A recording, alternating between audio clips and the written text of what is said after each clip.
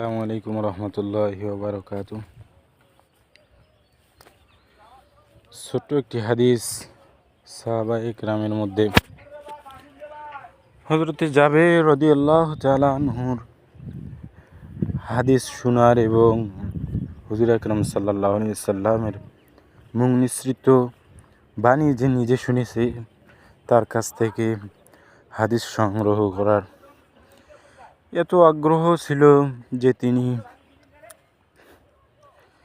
কোনো যদি সন্ধান পান যে অমুক জায়গায় মক্কা থেকে মদিনায় বা মদিনা থেকে মক্কায় যত দূরেই হোক না কেন 1 মাসের পথ হলেও তিনি তৎক্ষণিক যদি শুনতো যে অমুক জায়গায় অমুক লোক বা অমুক সাহাবী আল্লাহ রাসূলের মুখ থেকে হাদিস শুনেছে, তিনি তৎক্ষণিক রেডি হয়ে তার উটে সাওয়ার করে সেই ব্যক্তির কাছে ওই হাদিস শোনার জন্য আগমন করতেন এবং সেটা যদি 1 মাস কিংবা 2 মাসের পথও হয়ে যায় তবুও তিনি থামতেন না, ওই ব্যক্তির কাছ থেকে হাদিস শুনে আবার ফিরে আসতেন। সুবহানাল্লাহ।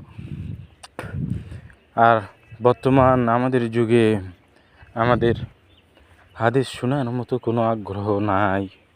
সবাইকে আল্লাহ সেই তৌফিক দান করুক, আমিন।